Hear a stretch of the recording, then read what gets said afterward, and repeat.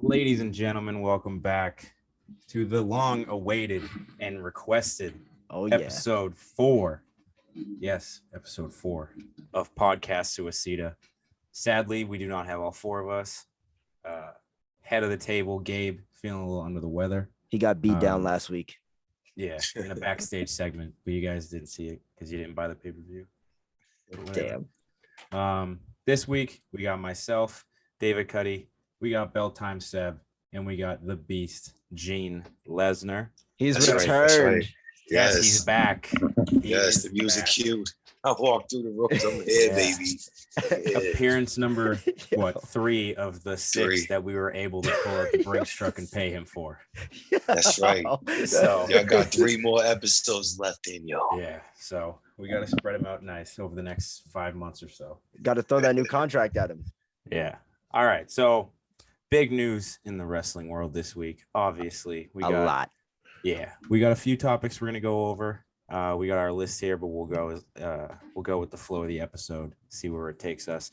But let's start off the main story. One of the biggest stories in wrestling, man, in a long time. Sad day in wrestling. Yeah, the man, the creator of this entire industry. Maybe not to put too much respect on his name. Maybe if it wasn't for this man, on his name, we wouldn't be sitting here right now. Vince McMahon stepped down from his role as chairman of the WWE. And then now that we're recording this later, we now know Stephanie McMahon will be taking his chairman role, right? Yeah. And then Triple H will be taking the responsibilities of the COO and head of the creative team, which is great. Beautiful. Great. John Laurinaitis is old spot.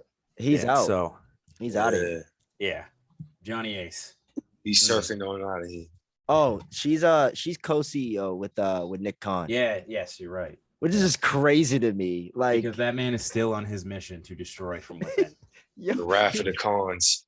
He's only had like an executive like type of role for like 2 years. And now he's like one of the CEOs of WWE. He's one of the top 2 in the entire company. And that doesn't make any sense, bro. How you do that? How you do that? Yeah. I'm telling you, man. That dude got everlasting power. Something he sold his soul or something. He sold his soul. Sold it. I know he did. Took some hush money. Oh God. Yeah. Oh God. And that's how this all started. He's Tony's dealer. We know it. That's where he's getting his bags from.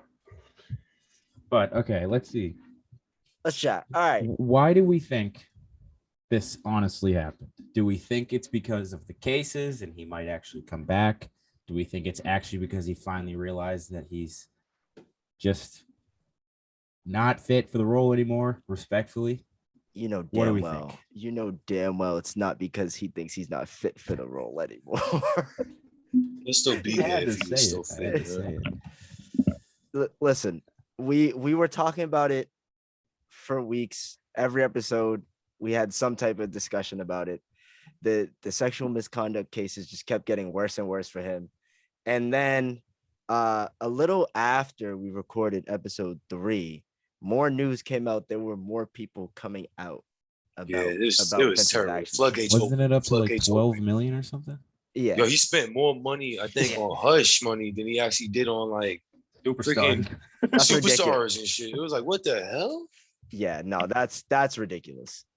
If that's the case, but you might actually be right. Who got paid more appearance, Brock Lesnar or Rosa Mendes? Yeah, Rosa Mendes, man. Yo, Rosa Mendes, man. She was working for that money, man. She was working it. She was out there, yo. She was managing like 3 different teams. She was in like female battle royals. She was like with the saluting the troops. Yo, like I'm telling you, she was out there hard body, yo. She was earning her take, yo. And she kept her mouth shut. Yo, the funny thing about all this, yo, it's like former superstars like dudes. What's that girl that died? She was like one of the Divas champs. She was Ashley. I guess the dude she used to be cool with See, I'm all messing up right now. See, because you got me on the record late and backpedaling and stuff. They gonna come out and say, yeah, she used to complain to me about me. Man, shut your lips, man. You lying. Now that she can't even defend that either because she's going RIP wrestling. So you know what I'm saying? I don't want to talk on the dead and stuff like that. But now he gonna sit there and say something like that. I'm like, yo, bro, calm down, man. You ain't getting paid. You mad because you didn't get paid? Come on, B. Let's be real here, man. Rosa, man, I commend you. You didn't say nothing, man. Your friend's fault. Your friend said something. She was working for that money, man. Good shit. This whole that's listen, this whole situation is ridiculous. All right, it started hitting the fan for Vince, and he realized, listen, the investors for this company, they're looking at this, they're gonna kick me out anyways. It's gonna be terrible for me and my family. I might as well get out now while I can. I made my money. WWE is gonna still go on. So let me made just his money. Yo, Saudi Arabia made him rich the past 5 years. He's Daddy Warbucks. You know what's funny that you mentioned that? That's one of the first things I thought about when Vince announced his retirement. I was like, damn, what are they gonna do about Saudi Arabia? But Saudi's pissed. They're pissed. They're like, yo, you know how much hush money they be giving out every day to their girls? Like, yo, they're like, this is nothing. They're gonna tell Vince right now, just like the live golf program and stuff. Yo, start your own wrestling organization over here. We'll give you all the money. He's gonna be like, oh, such good shit. I'm gonna hire so many good wrestlers. It's just gonna be like Brock getting paid like $100 million a year just to squash a bunch of Saudi one match. No. One match, battle royal, 100 mil every year. Brock comes out and wins. Let's go. Well, actually, speaking of Brock, I mean, Brock's probably not gonna be there anymore. Oh yeah, after SummerSlam, he's gone. He's doing the JOB and he's leaving, baby. On Friday, that same day when Vince announced his retirement, Brock up and left. He came. He went to go get lunch. He went to get lunch. He didn't go to get lunch. I seen him, though. I seen him. He came back later in the night. You right? I seen him though. He went to go get some lunch. I'm dead sure he went to Delphi. Actually, he went to Regina's. He went to Regina's in the North End. I'm telling you. He was sitting there eating like three pies by himself. I don't know why people were so surprised that Brock got mad about it and walked out. He said multiple times in interviews, every statement, the only person I'm working for is Vince McMahon. Yeah. Vince is not there. I mean, why is he going to stay there? Which is actually a blessing in disguise. I mean, we don't have to see Brock Lesnar in the main event for 10 years straight anymore. Who you gonna put in the main event besides Brock, man? Well, now let's talk. You gonna put bro. I have a small theory. Theory's actually nice. I like theory. Go ahead. Oh no, not not theory. I wasn't doing like wordplay. It wasn't like wordplay. Oh.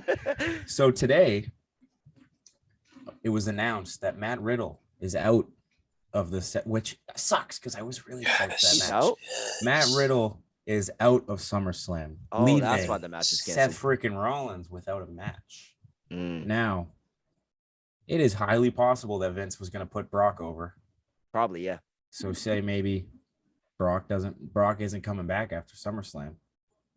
Who's the golden child of Triple H? Rollins. Seth Rollins. He now doesn't have a match, and he's probably, I mean, if you don't really count Brock, well, I guess you do. He's probably their third biggest name, especially with Randy being out. Yeah. You can't leave him off SummerSlam, especially a match that, because, I mean, maybe Riddle's actually hurt.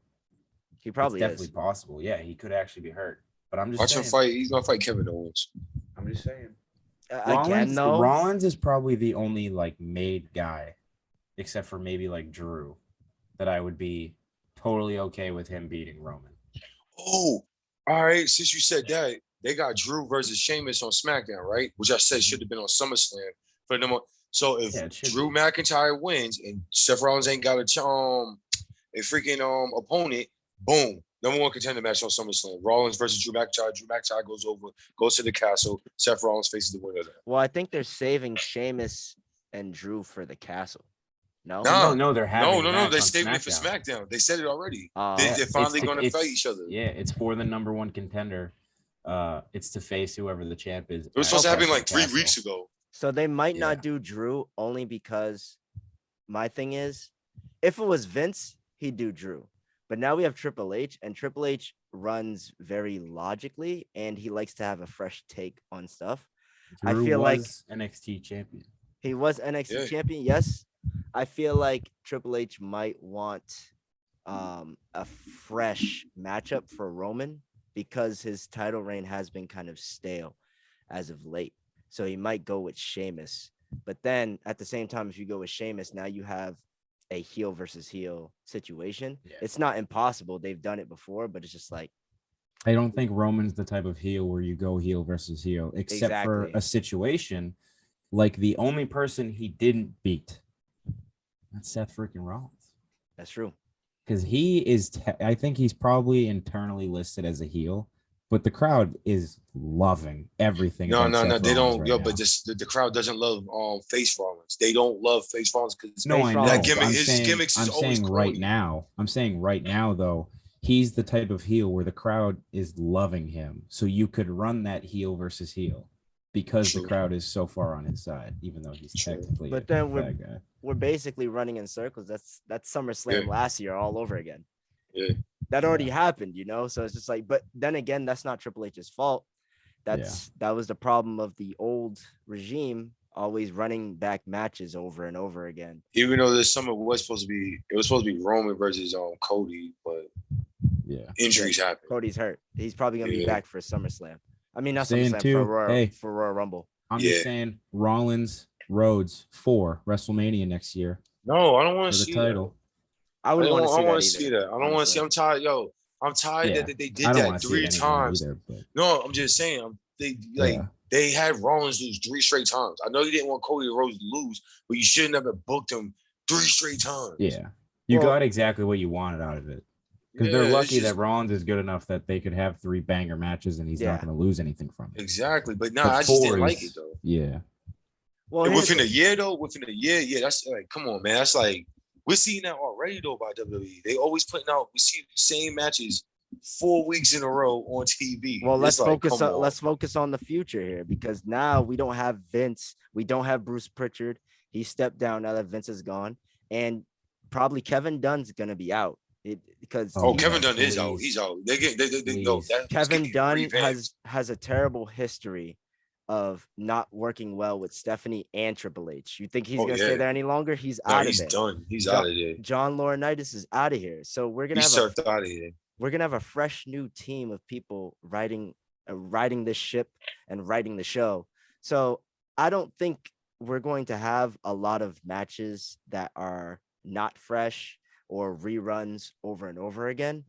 So I'm pretty hopeful about the direction, but Rome wasn't built in a day, you know? So it's going to take a minute. It's going to take a minute. I don't expect them to change like any of their formula that much for like the first few months.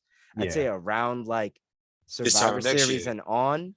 No, this time next year, you need a full year. You're going to see some big changes. You're going to need a full real calendar year to have a real, just like how AEW started, like, AEW started rough.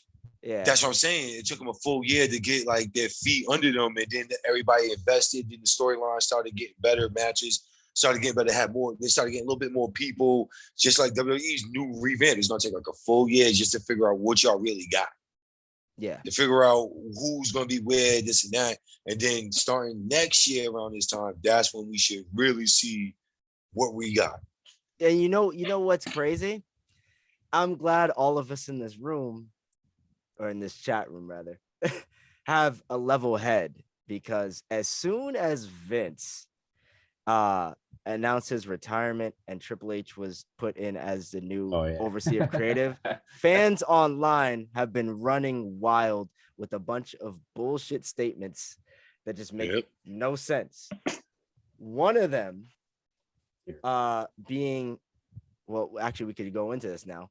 One of them being that all the AEW talent that left WWE is going to go right back to WWE.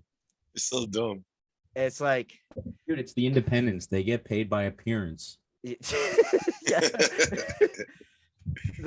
have to talk about that. It's like, that's just one situation, but wrestling fans there's something special. The greatest fans in the world. A lot of them don't think logically. and I've met a bunch of wrestling fans, so I could attest to this. Not even just the ones online. They jump the gun. Sometimes, no disrespect to anybody. Sometimes they're a little stupid. So Thank God Gabe is in here. He's like the dumbest fan I know. I know, right? God. Such a fucking mark. Oh my Idiot. God. No. Did you know he He's had like- John Cena armbands until he was 19? Get the hell Shit. out of here. Nah, I know he's playing now. Yeah. Hey, he was believing, hustle, and respect. That's what he was doing. But yeah, people are definitely jumping the gun on the situation. And a lot of people are talking online that, oh, Tony should be scared. AEW should be scared because WWE is gonna be the shit like next week. And it's like, no, they're not. Just know that they're not. I mean, they will be good. I'm very optimistic now that you got the right guy in creative and you got a CEO we can trust, but it's not going to be fantastic like overnight. It's gonna take time because Vince, this is not Stephanie's fault, it's not Tripp's fault, it's not even Nick Khan's fault. Vince screwed up a lot of things with the creative in that company that they now have to fix to make it better. So there's a long road to go to. But I mentioned this because Tony Khan, just last week, I believe, fans. So he saw those comments about what fans were saying about AEW talent going right back to WWE. And he had a response basically saying, I don't know how people think this works or whatever, but I have guys on contracts. And we, just like we talked about in episode 2, with people honoring contracts, doesn't matter what company you're at or what industry you're in, you have to honor a contract. Exactly. He has a bunch of people here. He said Adam Cole's here till 2027. Some other people are here on Aleister Black is here. Aleister Black got 5 more years. Yeah. So it's like these dudes are not gonna leave. And even if their 5 years ends, I'm not so sure they're gonna leave AEW. They seem pretty comfortable. What do you guys feel about that?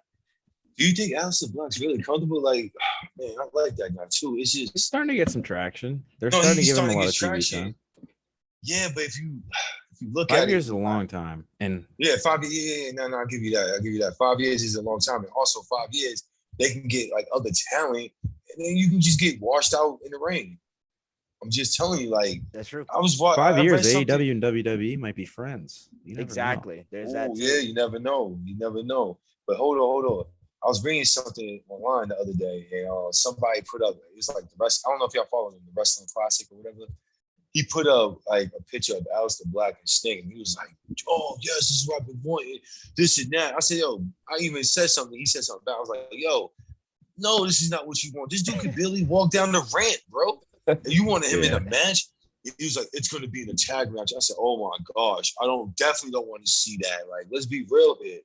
Come on, man. Like, Aleister Black is so much more than garbage Darby Allin and no knees. We're not doing this. One again. hip. First of all, we are doing this again because Darby Allin, since he was on the first ever Body Slam Take of the Week, that dude's been on the slippery slope downhill. Like I told y'all, other talent around is outshining him. Tony's listening. Tony knows because Tony knows. Garbage Darby Allin, and he's gonna lose to Darby Allin. Garbage Darby Allin is gonna lose in a coffin match to what's his name, Brodus King. You know what I'm saying? He's gonna lose, and then guess what? He's gonna be on AEW Dark for a whole year. We're not gonna hear about him being a pillar. We're getting off on a tangent here. Don't start your hate for Darby Allin. I'm just although I will say the Darby Allin thing was really funny. But it's been true. But yo, I'm just telling you, the talent in AEW, getting back on track. My bad, but no time said. But I'm just saying, man, they're not leaving. And we talked about this earlier. Yo, Adam Cole stayed. He ain't going nowhere. He's to 2027. You just come on, man. There's so many people to wrestle in AEW right now with him, and so many like shit he could do. He's good. He's good. I have a hot take that just popped into my head.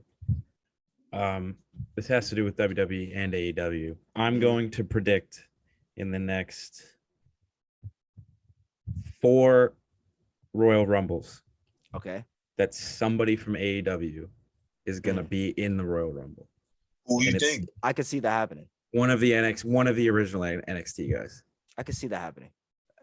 I'll hold you that to that prediction. I will keep that in mind. Absolutely.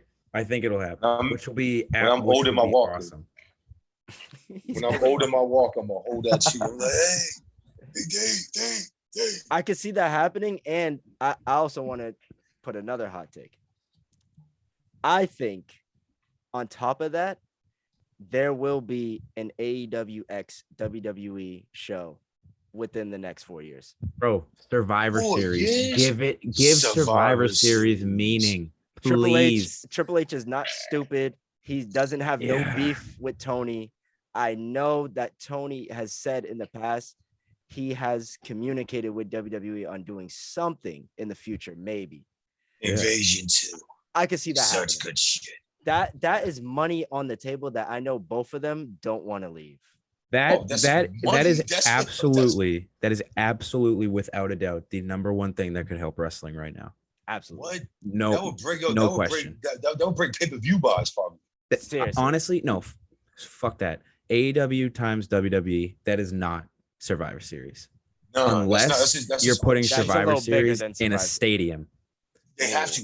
I don't think you do. I don't think you do Forbidden Door. I think after. Don't go to Dallas. Don't go to Dallas. Yeah, I think after what could end up being 40-something years, I think you finally make WrestleMania about wrestling and not like a WWE Mania. I think you build a year where maybe at SummerSlam they start to invade or something. It's like a 6-month build, and WrestleMania is all about AEW against WWE, and the main event is champ versus champ.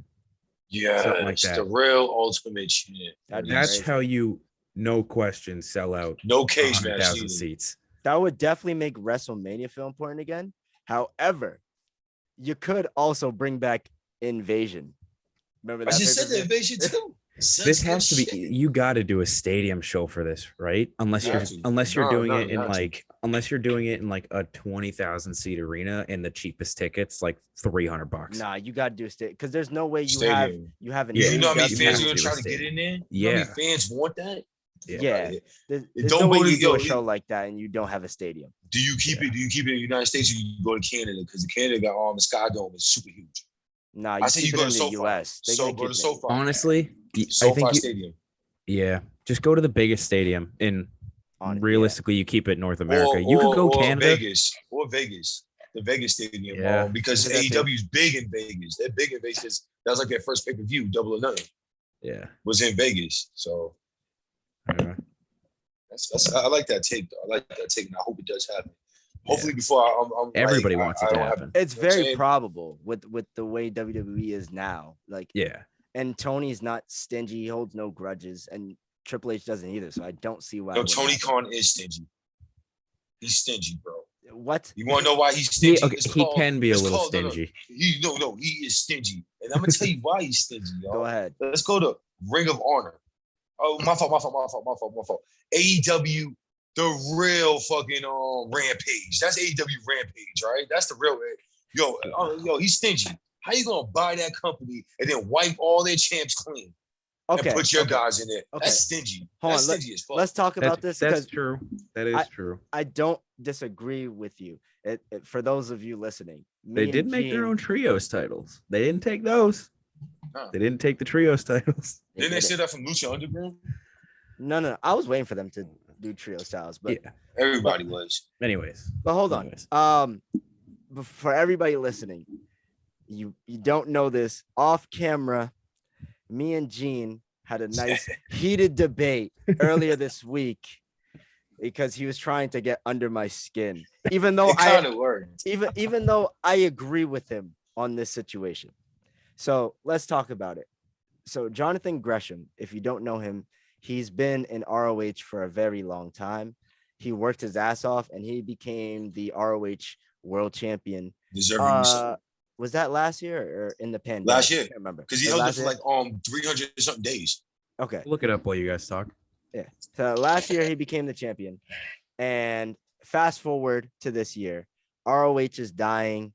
The company that owned them before pretty much went bankrupt. They let them go. Tony buys ROH, Ring of Honor. Since he's bought Ring of Honor, he basically hasn't been handling them right at all. And I like Tony. He's a mark sometimes for himself, but ROH is something he has not handled well at all. First, he let most of that talent. Hold on, my fault. Yeah, no. He let most of that talent go wrestle on TNA. They're over there on TNA wrestling. I don't have a problem with letting your wrestlers wrestle in other places. One. No, I'm just saying he's dropping the ball. They're doing good matches over there, and then like, go ahead. I'll tell you. It's good promotion for your own company if you have your wrestlers go over to other companies to wrestle. I don't have an issue with that. The issue I have with how he handled ROH so far is, one, they don't have a TV show. So he keeps mentioning ROH on AEW television, but we don't see ROH at all. 2, you have your ROH wrestlers come on Dynamite, and pretty much all of them have lost their matches on Dynamite. They lost. It's like, okay, so you want us to, as an AEW audience only, you want us to see these guys as important. So you debut them on your main show, and then you have them lose. It's fine if he had one ROH guy lose, right? That would have been cool if he mixed it up. But every single ROH person that has come onto Dynamite has lost their match. And we saw that tonight against John Moxley. That dude was actually good too. So wasn't it? By default, it makes them look inferior. Roosh. He was one of their champions recently, maybe like 2 or 3 champions ago. And that was back when I first started watching wrestling again. And I didn't know much about the independent scene, but I heard like how good he was.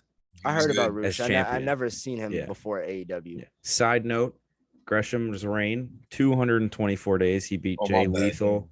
He beat Jay Lethal at Final Battle, December 11th, 2021, for the vacant title. Jay Lethal's one of their best. To be honest with you, their best modern day champions like they ever had. Like him and Briscoe, one of their best heavyweight champions of their modern. Like I'm saying, the past like 8 years. Speaking of Jay Lethal, I can add that in there too. ROH, Tony lets Samoa Joe become the TV champion.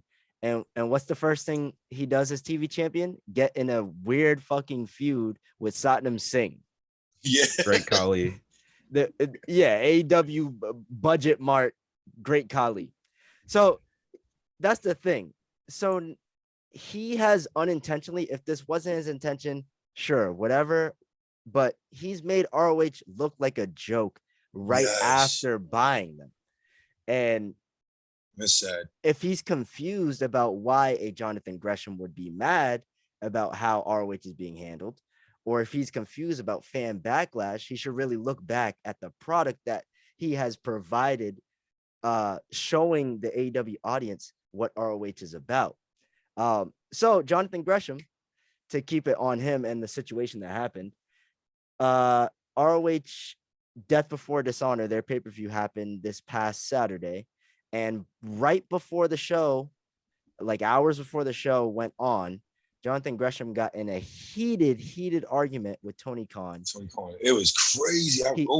He cussed him out because sound like me. He cussed him out because he found out that in that night he was going to lose the ROH championship to Antonio Castagnoli, which is like, and why does it say it's like an original? And Antonio Castagnoli, like he has been in ROH for a long time, but he was in ROH for the past decade, and he just came to AEW. Tell him who his name was. That so the regular. Right. Cesaro. What's his name? Cesaro in WWE. That's where he's been for the past 10 years. My thing is, so Antonio Castagnoli just came to AEW, so technically he's a newer talent. Yep. And now you're doing this ROH pay-per-view, this big pay-per-view, and you're having Jonathan Gresham lose to Antonio Castagnoli. Why?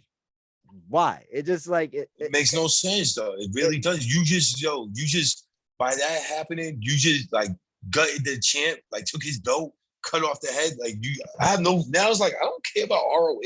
I really don't. I really thought it was its own separate brand. Because remember we talked about this like a couple of months ago. We talked about how like we like ROH has had real good wrestling. Like that's what wrestling is. They don't really cut good promos. They don't need to because they wrestle. They go out there. They have these banging ass matches for whatever timeline they showed on TV for like an hour. You can have like 3 good matches. That's what Rampage should be trying to do. That's what Rampage is trying to do. They're trying to be like ROH. You know what I'm saying? They just got a little bit more bigger names right now than ROH does. But you just took the champ, beat him, gave it to Cesaro. I mean Antonio, whatever his name is this week. You made him the champ. Like, come on, and man. like, I'm happy for Antonio, but I mean, me too. But it's not the right situation. It sounds like I'm hating. It's not the right situation. Yes, thank you, man. It's just stupid, man. It's like Tony Khan. Like, why did you do that? Like, you had a good product. You could have sold it separate, make good money, have your little couple of invasions back and forth, blah, blah, blah. But you had something there with ROH. You had something there with all that talent, and they're a joke now. Okay. Except for my man Jay Lethal. He is not a joke. He is not a joke. That dude is he can talk on the mic and he can wrestle. He is not applicable yet because we don't know where this is going because the past. I mean, well, after tonight, he looked like a joke tonight, though, with that little segment. This has been going on since at least when we went to AEW, and that was what, in April? Yeah. They are still in the same feud. Because after his match, after Joe's match against Max Caster, there was a promo, and it was Jay Lethal backstage with Satnam Singh or whatever. That's how long it's been going on. Every time I hear his name, it's just too funny.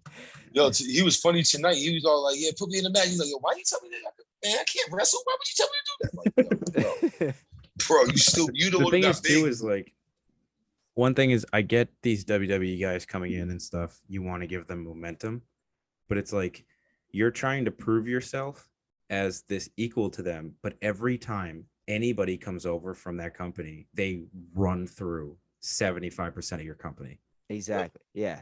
And then you have somebody like Jonathan Gresham, where he came in and that is a legitimate world championship. It's seen as a world championship. If they're going to play it up as Claudio's first world championship, then I think before that you have to treat it like that, where they make this big deal about how he's finally won a world title. It's like, okay, but the past 3 months we've seen it on Rampage and we've seen it on Dark. Why is this supposed to be a big deal to me? Exactly. Seen that Slammiversary. Like I get it, like because if you want to attract like because the WWE has the advantage where they have most of the casuals, obviously. Yeah. You have to attract. They're just, I don't know. AEW is not very good at attracting the casuals. I think they lean into the hardcore wrestling fans a little too much, which is a good thing because WWE doesn't at all. So I guess take advantage of that.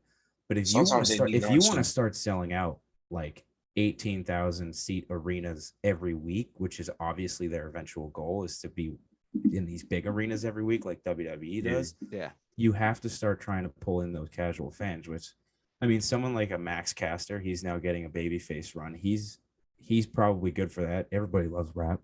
Yo, no, I'm just saying, Max Caster, he's good. He's going to mic, but tonight seemed kind of off. Like with that in the ring, he's not great. Nah, he's still green. He's okay. Yeah, he's okay. But again, his gimmick works. I like his gimmick. Yeah, exactly. Yeah, I like his gimmick. It's because it's not that he's just like rapping. I like both of them. Both of them together is perfect in his role. Yeah, I love it. He's funny as hell to me, yo. Especially he's in a wheelchair and everything. Yeah, I did like them with the Ass Boys. Yeah, me too, man. I thought it helped them up too fast. Yeah, it helped both of them. Yeah, because both groups, yo, because you want to see more of them. That was so funny when they were on that like little spring break or whatever they were on. They were in the hotel trash and the Billy Gunn's going around like, what the hell? Yeah. Yo, I really thought that they had something going. You could have ended it like at the end of the year, like December. Yeah. Just start fresh. It helped everybody. It helped literally everybody. Yeah. So now I gotta wait for the music video this Friday. You know what I'm saying? Now I gotta watch it. That was the only thing I was disappointed about. That was the only thing I was disappointed about not being there. Because I think they're probably gonna play that to the arena. Yeah, they are. And then that match I think would be funny because the past 2 times we went, I love Max Caster. I love his raps. I think it's so stupid and it's funny. And we've gotten lucky, or at least I guess I've gotten lucky enough. I don't know how you guys feel about it. And that both times we have gone, he has appeared on the show. Yeah. Yeah. So when I heard that he was going to be on Rampage, because when we initially found out that we weren't going to end up getting the tickets, he wasn't announced yet because they didn't announce it until Dynamite. He's probably on right now. Yeah, right. Yeah. It's around probably one would be the main event. Yo, check it. Listen. But yeah, Scissor me, daddy. That always gets me when you're done. I'm like, yo, you're so stupid, dude. But yeah, man, I don't know. Like, props to Tony on a lot of things, but this is just one of his biggest. He dropped the ball. He dropped the ball on this one. I don't know how. I mean, he might feel fine with ROH. He's like, fuck it. I mean, people know about it. It's great the way it is, whatever. But I don't know. I don't think they're gonna. You think they're gonna do numbers like they did over the weekend though? Because everybody was glued. Yo, I didn't get to watch it, but I know a lot of people that that pay-per-view did very well. Yeah, did very well. And then I know some people that actually went. I wanted to go, but I know some people that actually went. That's the argument. It was. That's the argument for putting the belt on somebody like Claudio, because he's a big name. He's gonna attract people to watch Ring of Honor. But have they announced anything about doing like a Ring of Honor specific show? Exactly. Nope. We're just like, no. Exactly. There's not enough care for Ring of Honor. It was like that's probably like a one night stand type of show, like ECW One Night Stand. They came out with another one like 2 Plus, years like, you're later. gonna do a weekly show. What night are you gonna do it? Monday you got Raw. Tuesday, I mean, obviously not that many people watch it, but maybe with Triple H back, it's not that bad. I'm still not gonna watch NXT on Tuesdays. It's not. No, I know, but I'm saying it's not that bad. Wednesdays, obviously, you have Dynamite. Yo, Yeah. I guess that. You could do Thursday, but if you do Thursday, then you're putting Ring of Honor against Impact. Yeah, okay, but that's only 16 Impact, weeks out of the 52 weeks a year. Y'all don't even watch Impact. Ain't nobody watching Impact. No one's watching it. Football's coming on Thursday. I ain't watching no wrestling. But realistically, I don't think that many people. I think the same amount of people are going to watch Ring of Honor that would watch Impact. Or I'm telling you, Ring of Honor is going to come on at like 1 o'clock in the morning again. Yeah. 1 o'clock in the morning, like Rampage, where they just put it on like after Dynamite on Wednesdays. And nobody watches Rampage. Yeah. It's just gonna be like Ring of Honor. Nobody. But actually, yo, I'm telling you, Ring of Honor Rampage. That's the name. That's gonna be the name of it. More people would watch Rampage Ring of Honor just gonna be was live. Yeah, you're right. If it was live, I would watch it. And you know what? Ring of Honor being pay-per-views only is just a detriment to them too.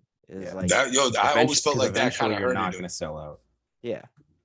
Like maybe the next pay-per-view, you'd probably sell out. But after that, it'll start fizzling down. 3, 4, 5 of like not having that much build, because again, Dynamite's only 2 hours, which do not go to 3 hours for the love of God. No, don't. 2 hours is good enough. And then Rampage is literally a glorified dark, and it's only an hour, so you have 3 hours of television to build. Yeah. Hold on, say that again. Say that again. Hold on. Nobody watches Rampage. No. Rampage. No, after that, it's a glorified dark.